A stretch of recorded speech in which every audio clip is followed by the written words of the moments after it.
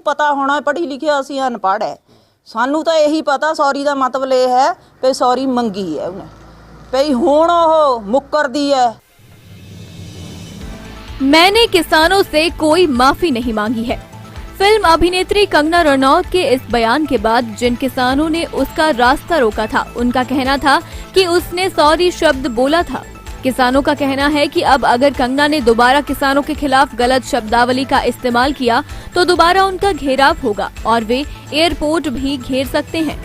बता दें कि शुक्रवार को फिल्म अभिनेत्री कंगना रनौत मनाली से दिल्ली की तरफ जा रही थी तो कीर्ति किसान मोर्चा की ओर से श्री कीरतपुर साहिब के बुंगा साहिब के पास कंगना रनौत के काफिले को घेर लिया गया था। करीब 2 घंटे की जद्दोजहद के बाद कंगना ने किसानों से माफी मांगी थी, मगर अब कंगना रनौत का एक बयान सामने आया है जिसमें कहा जा रहा है कि उन्होंने किसानों से माफी नहीं मांगी है। ਅਸੀਂ ਤਾਂ ਜੀ ਇਹ ਰੋਕਿਆ ਤਾਂ ਵੀ ਉਹ ਕਿਸਾਨਾਂ ਬਾਰੇ ਗਲਤ ਬੋਲਦੀ ਤੀ, ਫਿਰ ਅਸੀਂ ਉਹਨੂੰ ਇਸ ਕਰਕੇ ਰੋਕਿਆ। ਫਿਰ ਉਹ ਕਹਿੰਦੀ ਪਈ ਸੌਰੀ, ਉਹਨੂੰ ਸੌਰੀ ਬੋਲੀ। ਫਿਰ ਉਹ ਕਹਿੰਦੀ ਤੁਸੀਂ ਮੇਰੀ ਮੈਂ ਮਾਵਾਂ ਵਰਗੀਆਂ। ਅਸੀਂ ਫਿਰ ਉਹ ਕਹਿੰਦੀ ਵੀ ਸੌਰੀ। ਹੁਣ ਸਾਨੂੰ ਇਹ ਸੌਰੀ ਦਾ ਨਹੀਂ ਮਤਲਬ ਉਹਨੂੰ ਪਤਾ ਹੋਣਾ ਪੜ੍ਹੀ ਲਿਖਿਆ, ਅਸੀਂ ਅਨਪੜ੍ਹ ਹੈ। ਸਾਨੂੰ ਤਾਂ ਇਹੀ ਪਤਾ ਸੌਰੀ ਦਾ ਮਤਲਬ ਇਹ ਹੈ ਵੀ ਸੌਰੀ ਮੰਗੀ ਹੈ ਉਹਨੇ, ਵੀ ਹੁਣ ਉਹ ਮੁੱਕਰਦੀ ਹੈ। ਉਹ ਜਿੱਦਾਂ ਫਿਰ ਚੂਹਾ ਜੇ ਦੁੜ 'ਚ ਵੜ ਜਾਵੇ, ਜੇ ਤਾਂ ਉਹ ਨਿਕਲ ਜਾਵੇ ਤਾਂ ਉਹਦਾ ਸ਼ੇਰ ਬਣ ਜਾਂਦਾ, ਜੇ ਉਹ ਨਾ ਨਿਕਲੇ ਤਾਂ ਵਿੱਚੇ ਮਰ ਜਾਂਦਾ। ਵੀ ਜੇ ਉਹ ਸੌਰੀ ਨਾ ਮੰਗਦੀ ਅਸੀਂ ਨਿਕਲ ਨਹੀਂ ਦੇਣੀ ਤੀ, ਉਹਨਾਂ ਵਿੱਚੇ ਮਰਨਾ ਤਾਂ ਸੜਕ ਹੈ। ਅਸੀਂ ਤਾਂ 2 ਦਿਨ ਬੈਠੇ ਰਹਿੰਦੇ, 4 ਦਿਨ ਬੈਠੇ, ਸਾਨੂੰ ਤਾਂ ਮਤਲਬ ਨਾ ਅਸੀਂ ਘਬਰਾਉਂਦੇ ਨਾ ਅਸੀਂ ਡਰਦੇ। ਵੀ ਉਹਨੂੰ ਇਹ ਮਤਲਬ ਉਹਦਾ ਇੱਕ ਔਖਾ ਹੋਣਾ ਤਾਂ ਫਿਰ ਉਹਨੂੰ ਤਾਂ ਮੰਗੀ ਸੌਰੀ। ਪਹਿਲਾਂ ਤਾਂ ਮੁੱਕਰਦੀ ਤੀ ਵੀ ਮੈਂ ਮੰਗਣੀ ਨਹੀਂ ਸੌਰੀ, ਫਿਰ ਹੁਣ ਕੀ ਮੰਗੀ ਸੌਰੀ, ਹੁਣ ਕਾਹਤੇ ਮੰਗੀ। ਫਿਰ ਉਹਨੂੰ ਮੰਗੀ ਸੌਰੀ, ਫਿਰ ਮੈਂ ਤੁਸੀਂ ਮੇਰੀਆਂ ਮਾਵਾਂ ਵਰਗੀਆਂ। ਅਸੀਂ ਇਹਨੂੰ ਇਹ ਕਿਹਾ ਠੀਕ ਹੈ ਤੂੰ ਵੀ ਸਾਡੀ ਧੀਆਂ ਵਰਗੀ, ਪਰ ਤੂੰ ਅੱਜ ਤੇ ਬਾਅਦ ਸਾਡੇ ਵਾਸਤੇ ਇਹ ਸ਼ਬਦ ਨਹੀਂ ਬੋਲਣਾ। ਤੇ ਨਹੀਂ ਤੁਸੀਂ ਉਹਨੂੰ ਪਿਆਰ ਵੀ ਦਿੱਤਾ? ਹਾਂ ਹਾਂਜੀ, ਪਹਿਲਾਂ ਉਹਨੇ ਮੈਨੂੰ ਪਿਆਰ ਦਿੱਤਾ, ਫਿਰ ਮੈਂ ਉਹਨੂੰ ਕਿਉਂ ਕਹਿੰਦੀ ਪਿਆਰ ਦਿੱਤਾ ਉਹਨੇ ਮੈਨੂੰ, ਕਹਿੰਦੀ ਤੂੰ ਸਾਡੀ ਮੇਰੀਆਂ ਮਾਵਾਂ ਵਰਗੀ। ਅਸੀਂ ਕਿਹਾ ਤੂੰ ਵੀ ਸਾਡੀਆਂ ਧੀਆਂ ਵਰਗੀ ਹੈ, ਪਰ ਸਾਡੇ ਵਾਸਤੇ ਅੱਗੇ ਵਾਸਤੇ ਇਹ ਸ਼ਬਦ ਨਹੀਂ ਬੋਲਣਾ। ਉਹਦਾ ਬੜਾ ਬਹੁਤ ਬੜਾ ਹੋਊਗਾ ਘਰਾ, ਹੁਣ ਹਜੇ ਛੋਟਾ ਹੋਇਆ ਉਹ ਤੇ ਵੀ ਬਹੁਤ ਬੜਾ ਹੋਊਗਾ। ਅਸੀਂ ਤਾਂ ਹੁਣ ਇੱਥੇ ਤਾਂ ਹੀ ਮਿਥ ਲਿਆ ਵੀ ਜੇ ਉਹ ਝੂਠ ਬੋਲਣ ਪਰ ਆ ਗਈ ਨਾ ਅਸੀਂ ਉਹਨੂੰ ਜਹਾਜ਼ ਵੀ ਨਹੀਂ ਚੜ੍ਹਨ ਦੇਵਾਂਗੇ। ਇੱਥੇ ਤਾਂ ਹੀ ਸਾਡਾ ਬਣ ਗਿਆ ਕੰਮ। ਕੱਲ ਤਾਂ ਉਹ ਛੁੱਟ ਗਈ, ਕੱਲ ਜਿਸ ਬਾਤ ਮੈਂ ਉਹਦੇ ਮੂੰਹ ਨੂੰ ਹੱਥ ਲਾਇਆ ਉਹ ਪਰਸੀਨੋ ਪਰਸੀਨੀ ਹੋਈ ਵੀ ਤੀ, ਉਹ ਗਾਹਾਂ ਜਾ ਕੇ ਸ਼ੇਰ ਨਹੀਂ ਬਣ ਗਈ। ਉੱਥੇ 1.5 ਘੰਟਾ ਕਾਹਤੇ ਖੜੀ ਰਹੀ ਉਹ, ਜਦ ਅਸੀਂ ਘੇਰੀ ਵੀ ਤੀ। ਜੇ ਉਹ ਤੇ ਸੌਰੀ ਮੰਗਾਈ ਤਾਂ ਹੀ ਛੱਡੀ ਅਸੀਂ, ਜੇ ਉਹ ਸੌਰੀ ਨਾ ਅਸੀਂ ਮੰਗਾਣੀ ਹੁੰਦੀ ਉਹਨੂੰ ਪਹਿਲਾਂ ਹੀ ਛੱਡ ਦਿੰਦੇ। ਉਹਨੂੰ 1.5 ਘੰਟਾ ਕਾਹਤੇ ਅਸੀਂ ਖੜਾ ਕੇ ਰੱਖਿਆ।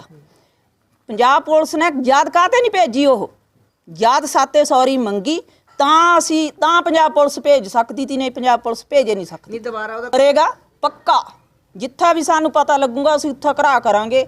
ਫਿਰ ਉਹਨੂੰ ਦੱਸਾਂਗੇ ਵੀ ਤੈਂ ਮਾਫੀ ਮੰਗੀ ਤੀ ਜਾਂ ਨਹੀਂ ਮੰਗੀ ਤੀ। ਮੰਗਣਾ ਗੱਲ ਸੁਣਦੀ ਇਹ ਮੈਂ ਉਹਦਾ ਕਹਿਣਾ ਮੇਰਾ ਉਹਨੂੰ ਵੀ ਇੰਨੀ ਬਸ਼ਰਮਗਿਰੀ ਅਸੀਂ ਇਨਸਾਨ 'ਚ ਦੇਖੀ ਨਹੀਂ ਹੈ। ਵੀ ਇੱਕ ਵਾਰਾਂ ਬੋਲ ਕੇ ਦੂਈ ਵਾਰਾਂ ਮੁੱਕਰ ਜਾਣਾ ਲਾਹਣਤ ਹੈ ਉਹਦੇ ਵਾਸਤੇ। ਜਿਹੜਾ ਹੈਗਾ ਕਿਹਾ ਗਿਆ ਕਿ ਮੈਂ ਕੋਈ ਦੇਖੋ ਕੱਲ ਤਕਰੀਬਨ 1.5 ਤੋਂ 2 ਘੰਟੇ ਬੁੰਗਾ ਸਾਹਿਬ ਕੀਰਤਪੁਰ ਸਾਹਿਬ ਦੇ ਬਿਲਕੁਲ ਲਾਗੇ ਕੰਗਣਾ ਰਣੌਤ ਨੂੰ 2 ਘੰਟੇ ਦੇ ਕਰੀਬ ਜਿਹੜਾ ਗੱਡੀ ਦੇ ਵਿੱਚ ਬਿਠਾ ਕੇ ਰੱਖਿਆ ਗਿਆ।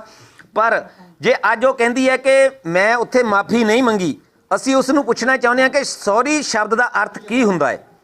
ਕਿਉਂਕਿ ਅਸੀਂ ਜਿਹੜੇ ਕਿਸਾਨ ਹੈ ਜ਼ਿਆਦਾਤਰ ਸਾਡੇ ਬਾਰੇ ਪ੍ਰਚਾਰ ਕੀਤਾ ਗਿਆ ਹੈ ਕਿ ਇਹ ਕਿਸਾਨ ਅਨਪੜ੍ਹ ਨੇ, ਇਹ ਜੀਣਾ ਨਹੀਂ ਪਾ ਸਕਦੇ। ਪਰ ਅੱਜ ਕੱਲ੍ਹ ਦੇ ਕਿਸਾਨ ਹੈ ਜਿਹੜੇ ਪੜ੍ਹੇ ਲਿਖੇ ਵੀ ਨੇ, ਇੰਟੈਲੀਜੈਂਟ ਵੀ ਨੇ। ਕਿਉਂਕਿ ਸਾਡੀ ਇੰਟੈਲੀਜੈਂਸੀ ਨੇ ਕੱਲ੍ਹ ਪੂਰੇ ਸਰਕਾਰ ਦੀ ਇੰਟੈਲੀਜੈਂਸੀ ਫੇਲ ਕਰਕੇ ਰੱਖ ਦਿੱਤੀ। ਕਿਉਂਕਿ ਸਾਡੀ ਇੰਟੈਲੀਜੈਂਸੀ ਮੁਤਾਬਕ ਅਸੀਂ ਉਹਦਾ ਵੱਡੇ ਪੱਧਰ 'ਤੇ ਜਿਹੜਾ ਘਿਰਾਓ ਕਰਨ ਵਿੱਚ ਕਾਮਯਾਬ ਹੋਏ ਹਾਂ। ਤੇ ਅਸੀਂ ਉਸ ਬੀਬਾ ਨੂੰ ਪੁੱਛਣਾ ਚਾਹੁੰਦੇ ਹਾਂ ਕਿ 1.5 ਤੋਂ 2 ਘੰਟੇ ਅਗਰ ਤੂੰ ਰੁਕੀ ਹੈ, ਉਸ ਸਮੇਂ ਪੁਲਿਸ ਪ੍ਰਸ਼ਾਸਨ ਵੱਲੋਂ ਸਾਡੇ ਤੇ ਬਹੁਤ ਦਬਾਅ ਪਾਇਆ ਗਿਆ ਕਿ ਇਸ ਨੂੰ ਜਾਣ ਦਿੱਤਾ ਜਾਵੇ। ਪਰ ਅਸੀਂ ਇੱਕ ਹੀ ਮੰਗ ਤੇ ਅੜੇ ਰਹੇ ਹਾਂ ਕਿ ਜਦੋਂ ਤੱਕ ਕੰਗਣਾ ਰਣਾਵਤ ਸਾਡੀਆਂ ਬੀਬੀਆਂ ਤੋਂ ਮਾਫੀ ਨਹੀਂ ਮੰਗਦੀ ਉਸ ਨੂੰ ਇੱਥੋਂ ਨਹੀਂ ਜਾਣ ਦਿੱਤਾ ਜਾਵੇਗਾ ਕਿਸੇ ਵੀ ਕੀਮਤ ਦੇ ਉੱਤੇ।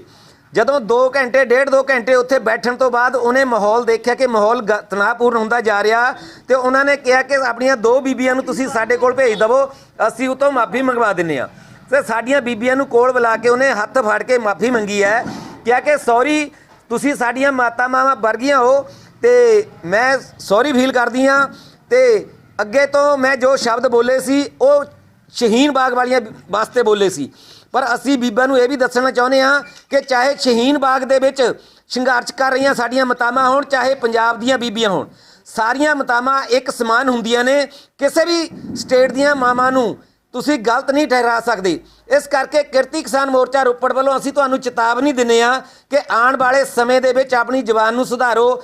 ਅਗਰ ਤੁਸੀਂ ਆਉਣ ਵਾਲੇ ਸਮੇਂ ਦੇ ਵਿੱਚ ਵੀ ਕਿਸੇ ਵੀ ਸਾਡੀ ਮਾਤਾ ਨੂੰ, ਚਾਹੇ ਉਹ ਮੁਸਲਮਾਨ ਹੋਵੇ, ਈਸਾਈ ਹੋਵੇ, ਹਿੰਦੂ ਹੋਵੇ, ਸਿੱਖ ਹੋਵੇ, ਤੁਸੀਂ ਗਲਤ ਬਿਆਨਬਾਜ਼ੀ ਕਰੋਗੇ ਤਾਂ ਕਿਰਤੀ ਕਿਸਾਨ ਮੋਰਚਾ ਰੋਪੜ ਵੱਲੋਂ ਤੁਹਾਡਾ ਵੱਡੇ ਪੱਧਰ ਤੇ ਜਿਹੜਾ ਘਿਰਾਓ ਕੀਤਾ ਜਾਵੇਗਾ। ਹੋ ਸਕਦਾ ਤੁਹਾਡੇ ਮਨ ਵਿੱਚ ਇਹ ਵਿਚਾਰ ਹੋਵੇ ਕਿ ਅਸੀਂ ਸੜਕਾਂ ਤੋਂ ਜਾਣਾ ਬੰਦ ਕਰ ਦੇਵਾਂਗੇ, ਪਰ ਅਸੀਂ ਤੁਹਾਨੂੰ ਇਹ ਵੀ ਚੇਤਾਵਨੀ ਦਿੰਦੇ ਹਾਂ ਕਿ ਜੇ ਤੁਸੀਂ ਸੜਕਾਂ ਤੇ ਨਹੀਂ ਆਏ ਤਾਂ ਅਸੀਂ 에ਅਰਪੋਰਟ ਤੋਂ ਚੜ੍ਹਨ ਤੋਂ ਵੀ ਤੁਹਾਨੂੰ ਰੋਕਾਂਗੇ ਉੱਥੇ। ਸੋ ਆਉਣ ਵਾਲੇ ਸਮੇਂ ਵਿੱਚ ਆਪਣੀ ਜ਼ੁਬਾਨ ਤੇ ਲਗਾਮ ਲਗਾ ਕੇ जो भी बोलना ध्यान ना बोलना। दिव्य हिमाचल टीवी के लिए नंगल से कर्ण चोपड़ा की रिपोर्ट।